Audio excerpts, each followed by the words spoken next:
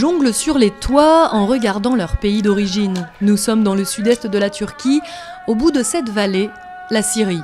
Les enfants de cette école, pas comme les autres, apprennent avant tout à jongler et marcher sur des échasses. Syriens fuyant la guerre et Turcs ensemble. Ici, toutes les disciplines du cirque sont enseignées. J'ai appris ici des choses qui m'ont permis de devenir une meilleure personne.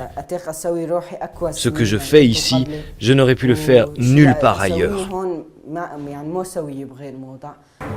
Alors qu'avant, elle était renfermée sur elle-même, là, elle a gagné confiance en elle en venant ici. Elle s'est fait des amis plus facilement. Cette association appelée L'Art est partout a ouvert cette école il y a 3 ans. Outre le cirque, un des éléments clés, le cours de turc. Ici, les petits Syriens apprennent la langue du pays qui les accueille. L'idée, intégrer les populations fuyant la guerre. Un pari pas toujours évident. Les premières semaines, il y a parfois des conflits entre enfants turcs et syriens. Parfois, ils se battent. Mais dès le premier jour, on leur dit que la seule règle ici n'est pas le droit de se battre. Il n'y a pas vraiment d'autres règles ici. À la tête de cet établissement, un Syrien. Il a fui la guerre avec sa famille et dirige désormais cette école qui forme actuellement 120 enfants de 3 à 20 ans. Il était déjà directeur d'école en Syrie, mais il affirme avoir trouvé ici son paradis. Ils me disent pourquoi ils pleurent et pourquoi ils rient.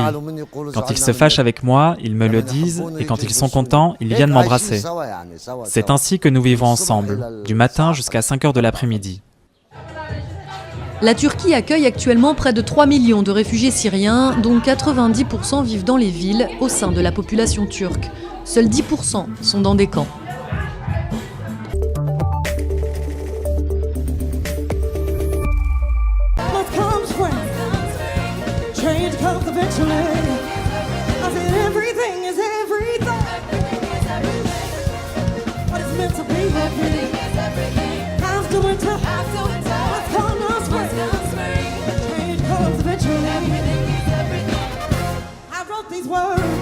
For Morocco, who's talking to you,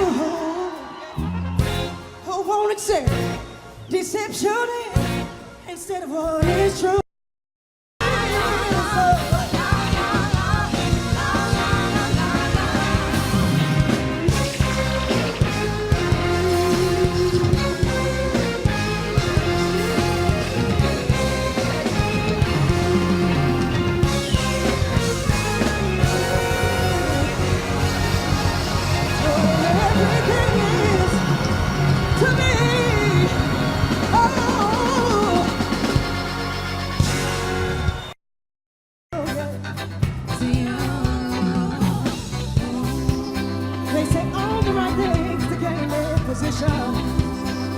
And use your kindness and steel ammunition to shoot you down in the name of ambition. They do.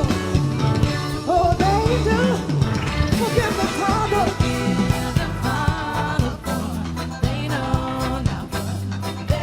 They don't know, they don't know, they don't know. Oh, they don't know. They don't know. They don't know. Oh, they don't know. They don't know. Oh, they don't know. They don't know. Oh, they don't know.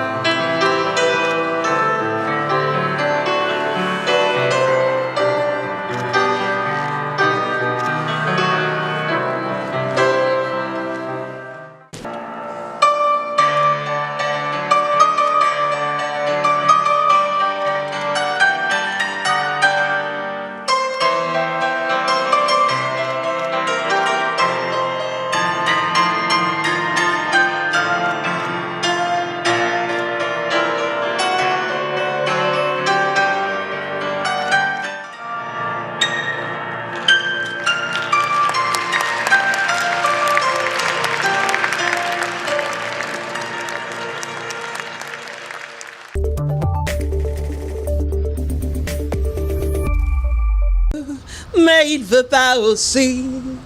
L'artiste camerounaise Mel Hervi, auteur, compositeur, interprète, a présenté à la presse camerounaise internationale dans un hôtel de la ville de Douala au Cameroun son deuxième single intitulé La Voix.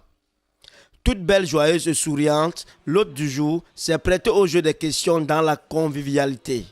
Alors, c'est mon deuxième album, en tout cas sur la scène africaine, je dirais, où je suis un petit peu moins connue. Tu veux, tu ne veux pas, extrait de l'album La Voix, est la chanson festive de cet album de 6 titres. Alors, le nouveau single, Tu veux ou tu ne veux pas, est une chanson légère, fun, qui parle de tous ces gens un peu indécis, tous ces gens qui avancent mais qui reculent 2 fois plus, tous ces gens qui veulent un peu tout et pas grand-chose en même temps. Donc c'est un clin d'œil en fait à un peu de nous à certains moments de nos vies. Après avoir écumé les cabarets dans le monde, Mel Hervi décide d'un retour aux sources. Abordant les thématiques d'amour, du respect, du pardon et de la postérité à travers sa nouvelle galette, la Lady encourage les femmes à s'accepter sans complexe et prône le respect des parents à travers son titre Maman. Sur l'album de 6 titres, dont Tu veux, tu ne veux pas, fait par DJ Pazo, sortira des bacs dès le 15 juin sur toutes les plateformes de distribution au Cameroun. Il avance, mais il recule aussi.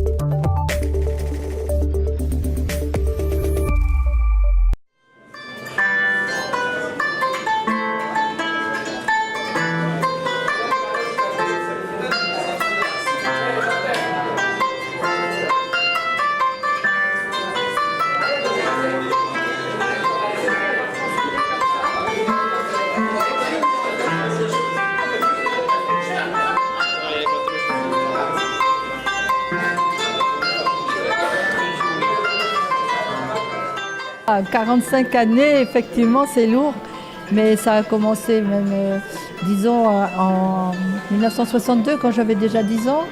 Et puis, après 45, c'est basé sur 1972, quand j'ai fait ma rétrospective de mes 40 ans de vie artistique à Abidjan, à l'Institut français. Et puis, en rajoutant 5 années de plus, eh bien, on arrive à aujourd'hui. Voilà.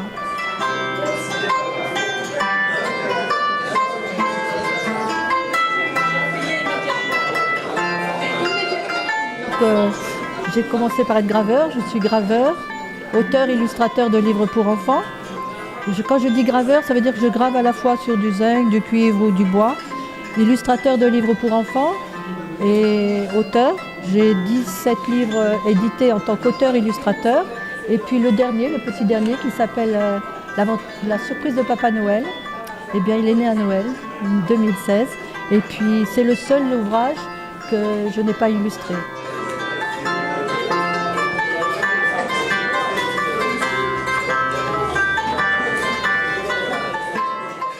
Eh bien, dans le carnet érotique, il n'y a pas que des dessins ou des gravures, il y a aussi des poésies.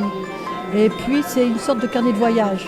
C'est-à-dire qu'on peut feuilleter ce livre. Il n'y a pas de folio, il n'y a pas de numérotation de pages. Il y a des poèmes qui nous permettent l'évasion. Des titres comme L'Envolée, Sur les draps de satin bleu. Il y a plein de choses à dire de tout ça. Il y a Plaisir, j'oublie tous les autres, mais ils sont là.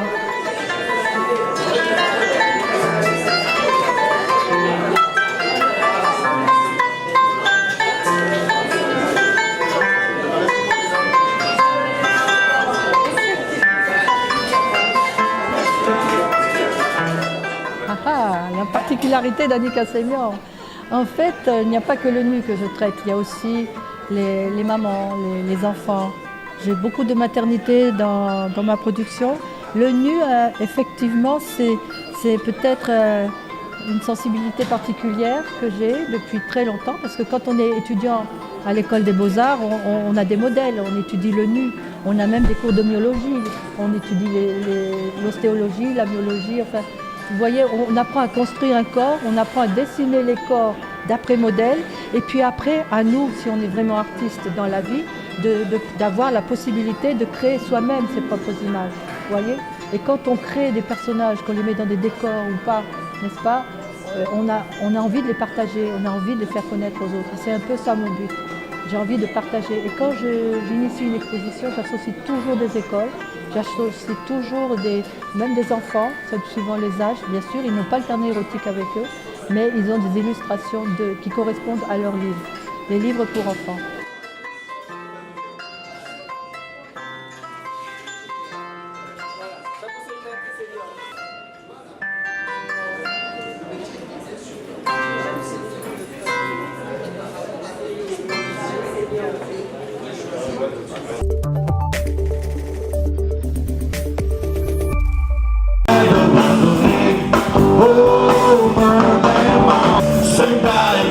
Le plus beau métier de la vie est la musique, selon le Togolais Dimadjo Kwame Atisso, connu sous Toto Tilati, un artiste musicien dès le bas âge.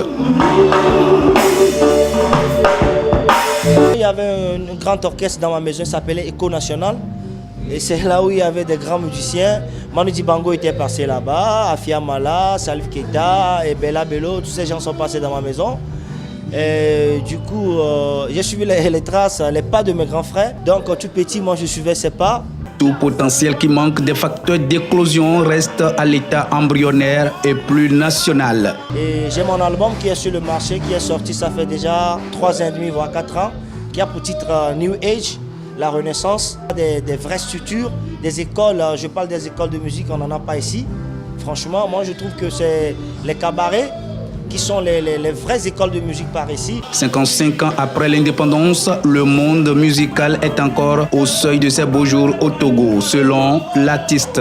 Par exemple, tu vas au Bénin, et je donne toujours l'exemple du Bénin à côté, et du Ghana à côté aussi. Il y a plein d'écoles de musique en privé, et que ce soit pour le gouvernement, et ils ont eu des bons financements, des bonnes subventions. C'est tout récemment que le statut des artistes a été voté ici et le contenu jusqu'à présent, nous, quelques personnes, on n'est pas encore partis. Faire des prestations en live dans des bars, restaurants, boîtes de nuit restent à nos jours les seuls moyens palliatifs à bon nombre des artistes musiciens au Togo de réunir un monde autour de leurs talents. Difficile de dire devant les caméras ce qu'ils reçoivent des promoteurs de ces lieux où ils font la prestation en live. 3 fois dans la semaine, ce qu'il y a le vendredi, samedi et le dimanche. On fait 3 heures de prestation. La révolution numérique, aussi bien qu'il facilite la vie aux artistes, participe plus à la dégradation de la vente des œuvres musicales, puisque les logiciels sont à la portée de tous, selon Toto Tilati qui préfère plus le live.